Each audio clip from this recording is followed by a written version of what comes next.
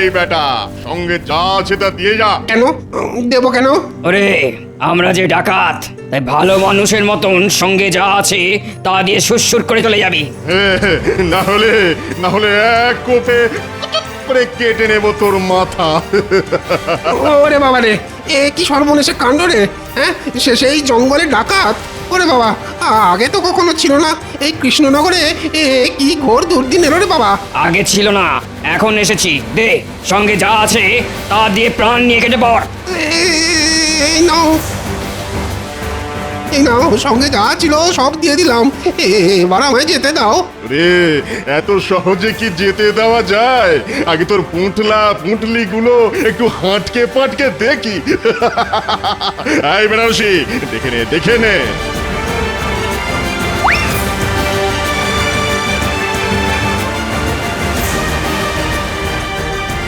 না রে আনারসি, রোজকার কিছু নেই।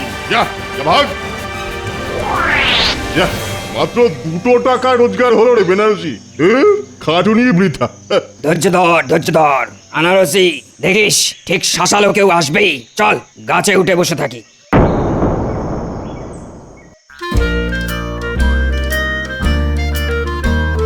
জয় মহারাজ কৃষ্ণচন্দ্রের জয়। জয় মহারাজ কৃষ্ণচন্দ্রের জয়।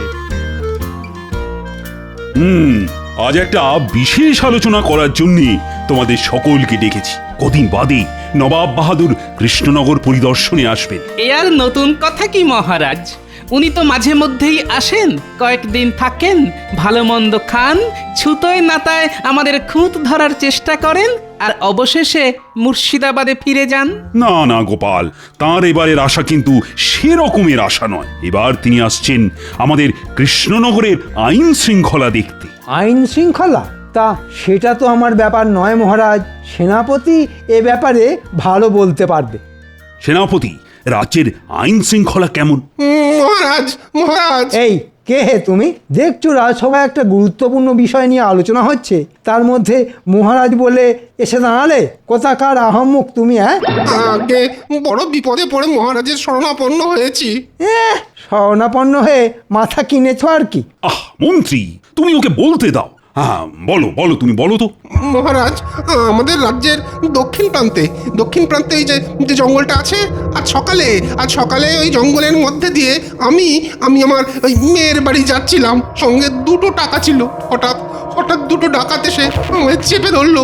ওদের হাতে আবার তলোয়ার। আমাকে মেরে ফেলার ভয় দেখিয়ে ওই 2 টাকা ওরা কেড়ে নিল মহারাজ। এ কি শুনছি? মন্ত্রী, এই গরিব মানুষটাকে 2 টাকা দিয়ে দাও। তুমি এখন বাইরে গিয়ে অপেক্ষা করো, রাজসভা শেষ হলে টাকা পাবে। মহারাজের জয় হোক। বুঝলে সেনাপতি, আজই সৈন্য সামন্ত নিয়ে তুমি জঙ্গলে ঢুকে ডাকাত 2টোকে পিছমোড়া করে বেঁধে নিয়ে আসবে। মনে রেখো, কদিন বাদেই কিন্তু নবাব বাহাদুর আসছে। তার আগেই এই ডাকাতদের ধরা চাই। আর হ্যাঁ, দরকার হলে মন্ত্রীকেও সঙ্গে নেবে। যথাজ্ঞা মহারাজ। সভা আজকের মতো শেষ হলো। আচ্ছা, কি গেরো বলো তো সেনাপতি? জঙ্গলের মধ্যে ডেরা বাঁধতে ডাকাতরা সময় পেল না। এই বুড়ো বয়সে ডাকাতদের সঙ্গে লড়তে কার ভালো লাগে বলো তো? হ্যাঁ, ভয় পাচ্ছেন মন্ত্রী মশাই? ভয় কেন পাবো? আমরা তো আর তোমার মতো ভীতু নই। কি বলো সেনাপতি? একেবারে ঠিক। জঙ্গলে ঢুকবো আর ডাকাতের কান ধরে হিড় করে টেনে নিয়ে আসবো। হ্যাঁ, ওদের হাতে কিন্তু তলোয়ার আছে, দেখবেন আপনাদের কান যেন আবার কাটা না যায়। মস্করা হচ্ছে? আমাদের সাথে মস্করা হচ্ছে? দাঁড়া বেটা পেট মোটা, তোকে দেখাচ্ছি।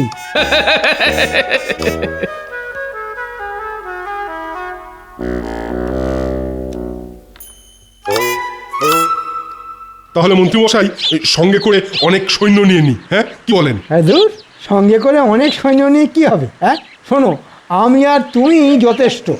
মানে? বুঝলে না? না। এই জন্যই না মহারাজ তোমাকে মাথা মোটা বলেন। শোনো, আমার স্থির বিশ্বাস জঙ্গলে ডাকাত মাকাত কেউ নেই।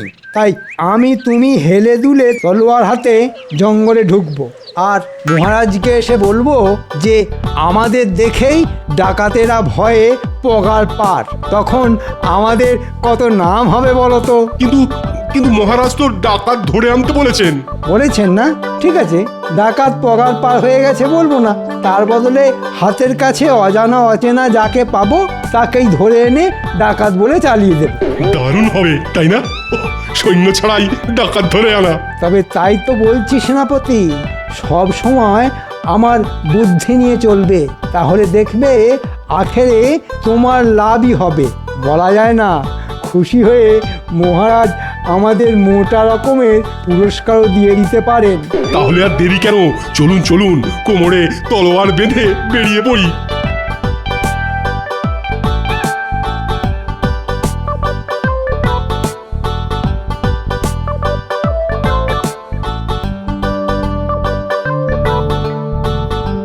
দুই বীর ডাকাত ধরতে গেল।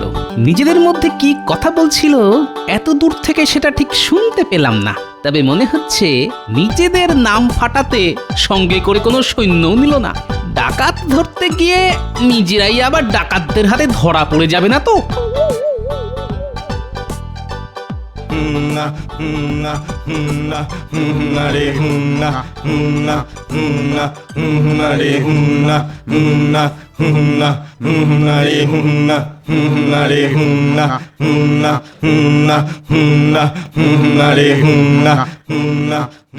আনারসি রে, হুমনা হুমনা করতে করতে মনে হচ্ছে পালকি আসছে। পালকি মানে বেশ শাঁসালো শিকার। চল চল, গাছ থেকে নেমে ঝোপের আড়ালে লুকিয়ে বসে থাকি, তারপরে কাছে এলেই খোলা তলোয়ার হাতে কোপ মারতে হবে। চল চল চল। ঠিক বলেছিস।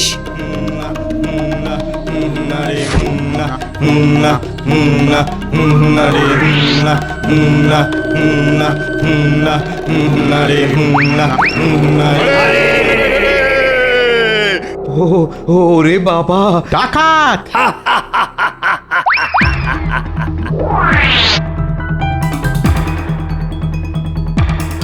দেখ আনারসি দেখ, আমাদের ভয় বেটার ছেলে কেমন ঠক ঠক করে কাঁপছে দেখ। এই বেটা, পালকির ভেতরে কে আছে রে? আমার বউ। বউ? বিয়ে করে ফিরছিস? নতুন বউয়ের গায়ে গয়না গাটি আছে। মানে খুবই সামান্য, আসলে খুব গরিবের মেয়ে। ডাক বউকে পালকির বাইরে ডাক। এই শুনছ, পালকির বাইরে এসো, ডাকাত কাকু এসছে।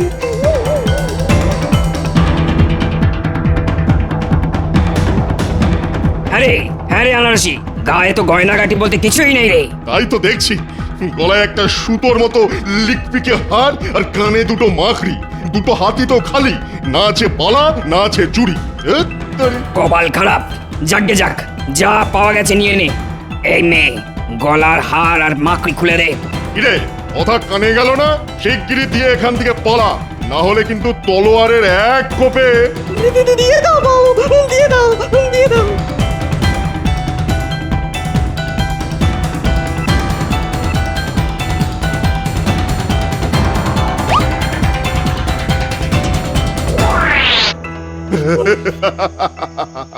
পালিয়েছে, আমাদের ভয়ে পালিয়েছে।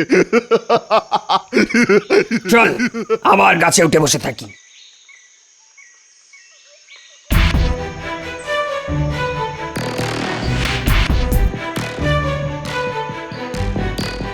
শোনো সেনাপতি, বেশি ভেতরে যাবার দরকার নেই। ঠিক আছে ঠিক আছে। ডাকাত! ডাকাত! জঙ্গলে ডাকাত পড়েছে, ডাকাত! ও মন্ত্রী মশাই, এরা কারা? ও মন্ত্রী মশাই, ও সেনাপতি মশাই, আমাদের বাঁচান, আমাদের বাঁচান! কি হয়েছে কি? হ্যাঁ, সর্বনাশ হয়ে গেছে। ছেলে বিয়ে দিয়ে বউ নিয়ে আসছিলাম, জঙ্গলে ডাকাত পড়েছে। আমরা প্রাণ নিয়ে পালিয়ে এসেছি, কিন্তু আমাদের ছেলে বউ তো ডাকাতদের খপ্পরে পড়েছে। কপাল গুনে আপনারা সময় মতো এই জঙ্গলে এসে পড়েছেন। ও মন্ত্রী মশাই, ও সেনাপতি মশাই, শিগগির চলুন, শিগগির চলুন। আমাদের ছেলে বউকে বাঁচান। এ কি গ্যারাকলে পড়লাম রে বাবা। হ্যাঁ, তাহলে ওই লোকটা যা বলেছিল তা সত্যি? হ্যাঁ ও সেনাপতি এরা কি বলছে? হ্যাঁ হ্যাঁ, বাঁচাবো তো নিশ্চয়ই, তবে তার আগে আমাদের তো সৈন্য ডেকে আনতে হবে। আহা, আরে সৈন্য সামন্ত আনতে আনতে ওদিকে হয়তো ডাকাতেরা আমাদের ছেলে বউকে মেরে ফেলবে, তাড়াতাড়ি চলুন। হ্যাঁ ওদের হাতে ইয়া বড় বড় তলোয়ার। কি সেনাপতি কি করবে? এক্ষুনি দান গিয়ে ডাকাত ধরুন, না হলে আমরা কিন্তু মহারাজের কাছে গিয়ে নালিশ করবো যে আপনাদের জানানোর পরেও আপনারা কিচ্ছুটি করেননি। ওরে বাবা, এ কি গেলো, সবকিছু আপনার জন্য হয়েছে। তখন পই পই করে বললাম সৈন্য নিয়ে চলুন, সৈন্য নিয়ে চলুন, তা না। বুঝলি আনারসি, এই কৃষ্ণনগরের জঙ্গলে ঠিক যেন জমলো না। ঠিক বলেছিস, প্রথম দুদিন তো কিছু শিকারই জোটেনি, আর যাও বা জুটলো তাও সবাই গরিব। একজনের ট্যাঁকে মাত্র 2 টাকা, আর এই তো দেখলি বর কনের ছিঁড়ি, কনের গলায় সুতোর মতো সোনার হার, আর কানে টিকটিক একটা মাকড়ি। বেঁচে আর ক টাকায় হবে বলতো? অথচ এই মুহূর্তে এই জঙ্গল ছেড়ে কোথায় আর যাবো বল? পলাশিতে ডাকাতি করতে গিয়ে নবাবের সৈন্যের হাতে যা আমার খেয়েছিলাম। ঠিক বলেছিস, ঠিক বলেছিস, এখনো ভালো করে গায়ের ব্যথাও মরেনি। হ্যাঁ গো সেনাপতি, ডাকাতগুলোকে সামলাতে পারবে তো? আমি একা সামলাবো কেন, সঙ্গে আপনি আছেন কি করতে? এই দেখো রেগে যাচ্ছ কেন? একটু বুঝে দেখো, আমি হলাম মন্ত্রী, তাই আমার কাজ হলো মাথার, তলোয়ারের নয়। তুমি হলে সেনাপতি, তাই মাথার কাজের বদলে তলোয়ারের কাজেই তো তুমি দক্ষ, তাই না? আমি পরিষ্কার বলে দিচ্ছি, এসব শুকনো কথায় চিড়ে ভিজবে না। ডাকাত দেখতে পেলে তাদের সঙ্গে আমার মতো সমান তালে আপনাকেও লড়তে হবে, না হলে আমি কিন্তু মহারাজকে বলে দেবো। হ্যাঁ, এই বেশি মহারাজ দেখিও না তো, মনে রাখবে আমি মন্ত্রী, পদমর্যাদায় আমি তোমার থেকে বড়। আরে রাখুন তো আপনার পদ, মুখ সামলে কথা বলবে সেনাপতি। আপনি সামলান আপনার মুখ। আপনি আপনি তুমি আপনাকে আমি তুমি এই জঙ্গলের মধ্যে কারা চেঁচামেচি করছে বলতো? চল গাছ থেকে নেমে দেখে আসি। মুখ সামলে কথা বলবে সেনাপতি। দিন দিন তোমার খুব সাহস বেড়ে গেছে, তাই না? মুখে মুখে তর্ক করো। বেশ করেছি। দেখে মনে হচ্ছে শাঁসালো শিকার। নে তোলা তলোয়ার হাতে ঝাঁপিয়ে বস। সামলে কথা বলবে সেনাপতি। আরে রে রে রে রে রে। ওরে বাবা, সামনে যে ডাকাত! ও সেনাপতি, আরে আনারসি, তুই সুটকোটাকে ধর। ওরে বাবা রে, ওরে বাবা রে। আমি মুটকোটার ব্যবস্থা করছি।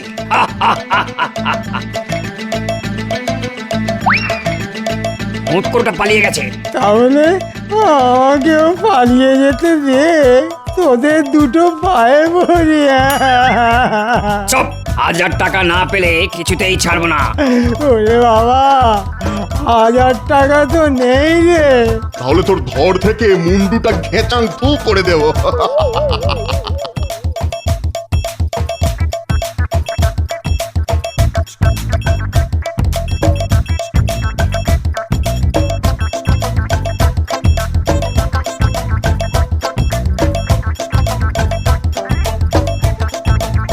কি হয়েছে মহারাজ, হঠাৎ ডেকে পাঠালেন কেন? জানো তো গোপাল, সঙ্গে করে কোনো সৈন্য না নিয়ে মন্ত্রী আর সেনাপতি জঙ্গলে ডাকাত ধরতে গেছে, কিন্তু এখনো তো ফিরলো না। এত চিন্তা হচ্ছে না, তাই তোমাকে ডেকে পাঠালাম। দুজনে যখন গেছে তখন নিশ্চয়ই ডাকাত ধরে নিয়ে আসবে। ওই তো সেনাপতি এসে গেছে। সেনাপতি, ডাকাত কই?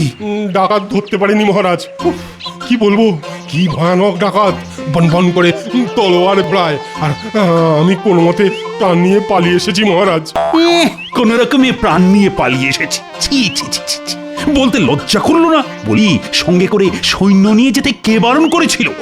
ওই যে মন্ত্রী মশাই। তা সে হতচ্ছাড়া কোথায়? জানি না তো মহারাজ। অকম্মার ঢেকি, যাও যাও, দূর হয়ে যাও আমার সামনে থেকে। হাই গোপাল, এখন কি হবে বলো তো? চিন্তা করবেন না, আমি না হয় ডাকাত ধরতে যাব। তুমি ডাকাত ধরে আনবে? বাঁচালে গোপাল। এই তাহলে এক কাজ করো, অনেক সৈন্য আর অস্ত্র নিয়ে যাও। সৈন্যও লাগবে না, অস্ত্রেরও প্রয়োজন নেই। হ্যাঁ, সৈন্য অস্ত্র এসব না নিয়ে কি দিয়ে তুমি ডাকাত ধরবে বলো তো? কেন, মাথার ভেতর যে বস্তুটি আছে মানে মগজাস্ত্র দিয়ে আপনি শুধু ঢেঁড়া পিটিয়ে ঘোষণা করে দিন, যে ডাকাত ধরতে পারবে তাকে আপনি 1000 সোনার মোহর পুরস্কার দেবেন, আর ঢেঁড়াওয়ালা যেন জঙ্গলের ভেতর গিয়েও ঢেঁড়া পিটিয়ে আসে। ও ঠিক আছে, আমি এক্ষুনি ঢেঁড়া দেবার ব্যবস্থা করছি। আরে সুটকোটাকে ভালো করে বেঁধে রেখেছিস তো? হ্যাঁ হ্যাঁ, ভালো করে বেঁধে রেখেছি। জানিস সুটকোটা বলছিল ও নাকি রাজা কৃষ্ণচন্দ্রের মন্ত্রী। হ্যাঁ রে, মহারাজ কৃষ্ণচন্দ্র যদি সৈন্য সামন্ত নিয়ে আমাদের ধরতে আসে কি হবে বলতো? না না, মন্ত্রী নয় বল, রোগা প্যাকেটির মতো চেহারা নাকি মন্ত্রী। তখন না হয় পগার পার হয়ে যাব, এখন তো চুপচাপ বসে থাক। শোনো শোনো শোনো, যে ডাকাত ধরে দিতে পারবে মহারাজ কৃষ্ণচন্দ্র তাকে 1000 সোনার মোহর পুরস্কার দেবেন। কি রে আনারসি, কি বুঝলি? রাজা কৃষ্ণচন্দ্র আমাদের ধরতে আসছে ভাইরে, আমাদের এখান থেকে পালাতে হবে। তোর মন্ডু হবে মনে হচ্ছে। রাজা কৃষ্ণচন্দ্র খুব দুর্বল রাজা, আমাদের ধরার মুরুদ তার নেই, তাই ধরিয়ে দেওয়ার জন্য পুরস্কার ঘোষণা করেছে। তাই তো, এটা তো আমার মাথায় আসেনি। বেনারসি রে, তোর কি বুদ্ধি? তাই কোনো শিকারের আশায় চুপচাপ বসে থাক, আর তেমন কোনো সন্ডা গন্ডা কাউকে দেখলেই না হয় গা ঢাকা দেবো। ঠিক বলেছিস।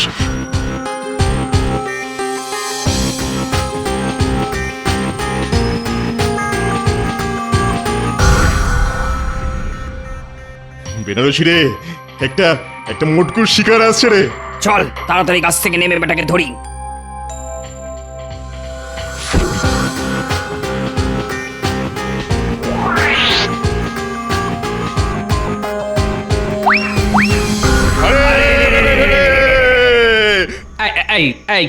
কে ভাই তোমরা? হঠাৎ হারে রে করে আমার পথ আগলে দাঁড়ালে কেন? ওরে কি বোকা রে, কি বোকা! আমাদের হাতে তলোয়ার আর মুখে হারে রে আওয়াজ শুনে বুঝতে পারছে না আমরা কারা। কি বোকা! ওরে আমরা ডাকাত রে, ডাকাত। দে, প্রাণ বাঁচাতে চাইলে সঙ্গে যা আছে দে। তা ভাই আমার সঙ্গে তো তেমন কিছু নেই, ট্যাকে মাত্র 5টা টাকা পড়ে আছে। দে, তাই দে।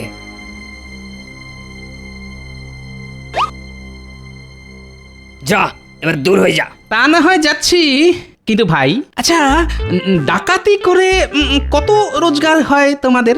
ভালো না, ভালো না। এই জঙ্গলে কদিন ধরে আস্তানা গেড়েছি, রোজগার পাতি তেমন কিছুই হয়নি। আচ্ছা যদি ধরো 500 সোনার মোহর পাও তাহলে কেমন হয়? 500 সোনার মোহর? কে দেবে, কে দেবে? না, এই পথে আস্তে আস্তে রাজা কৃষ্ণচন্দ্রের ঘোষণা শুনে এলাম।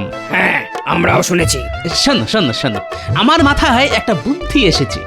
ধরো ধরো তোমাদের আমি ধরিয়ে দিয়ে 1000 সোনার মোহর পেলাম। কি বললি?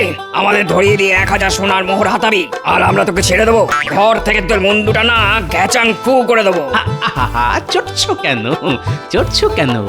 ধরিয়ে দেওয়াটা তো আমার আর তোমাদের মধ্যে একটা গড়া পেটা ব্যাপার হবে। কদিন হাজতে থেকে তারপরও ছাড়া পেয়ে যাবে, আর আমি তখন ওই 1000 মোহর থেকে 500 মোহর তোমাদের দিয়ে দেব। 500 মোহর আমাদের দিয়ে দিবি? হ্যাঁ, একবার ভেবে দেখো, 500 মোহর পেলে সারা জীবন পায়ের উপর পা তুলে খেতে পারবে। এই মটকু, কথার খেলাপ হবে না তো? খেলাপ হলে ওই তলোয়ার দিয়ে তখন না হয় আমাকে কেটে ফেলবে, ইয়ে মানে ওই ঘেচাং ফু। হ্যাঁ রে আনারসি, কি করবি? নে ভাই নে, রাজি হয়ে যা। দেখ, এতদিন ডাকাতি করেও আমরা একটাও সোনার মোহর রোজগার করতে পারিনি ভাই। হ্যাঁ রে মটকু, কতদিন আমাদের হাজতে থাকতে হবে? আমি যতদূর জানি তাতে কৃষ্ণচন্দ্রের রাজত্বে ডাকাতির শাস্তি হলো মাত্র 1 মাস হাজতবাস। তবে হ্যাঁ, হাজতে নাকি খুব ভালো ভালো খাবার দেওয়া হয় শুনেছি। ওই মাছ, মাংস, কোপ্তা, কাবাব, কালিয়া। কি ভালো ভালো খাবার! ঠিক আছে, আমরা তাহলে তোর হাতে ধরা দিলাম। তাহলে হাতের তলোয়ার ফেলে ভালো মানুষের মতো আমার সঙ্গে চলো দেখি।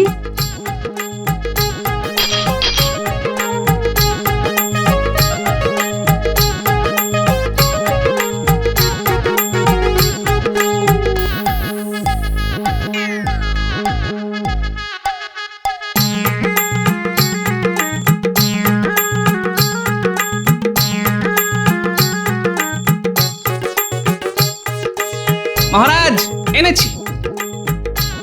ও এরাই তাহলে সেই ডাকাত। প্রহরী, এক্ষুনি এদের গ্রেপ্তার করে হাজতে ভরে দাও। থাক থাক বেটারা সারা জীবন হাজতের অন্ধকারে। সেটা কি করে হবে? মোটকু তো বলেছে মাত্র 1 মাস হাজত বাস। আর আর সেখানে ভালো ভালো খাওয়া। হ্যাঁ, ভালো খাওয়া তো বটেই। সকালে আচ্ছা ডান্ডা, আর রাতে মার খেয়ে ঠান্ডা। তার মানে ওরে বোকা ডাকাত, তোদের ধরার জন্যে ওটা ছিল আমার চাল। হ্যাঁ নয় হ্যাঁ। এবার বলতো আমাদের মন্ত্রীকে কোথায় রেখেছিস? না বললে কিন্তু খাওয়া বন্ধ। বলছি বলছি মিথ্যে কথায় ভুলিয়ে আমাদের অনেক সর্বনাশ তো করেছিস। এরপর আর খাওয়া বন্ধ করে দিস না ভাই। তাহলে বল। জঙ্গলের বুড়ো বটগাছের সাথে বেঁধে রেখেছি। লক্ষ্মীরা, এই দুটোকে হাজতে ঠুকিয়ে মন্ত্রীকে উদ্ধার করে নিয়ে এসো। চল চল চল চল। সত্যি গোপাল, তোমার বুদ্ধির তুলনা নেই। কত সহজে ডাকাত ধরে নিয়ে এলে। সবই আপনার আশীর্বাদ আর আমার মগজাস্ত্রের জোরে মহারাজ।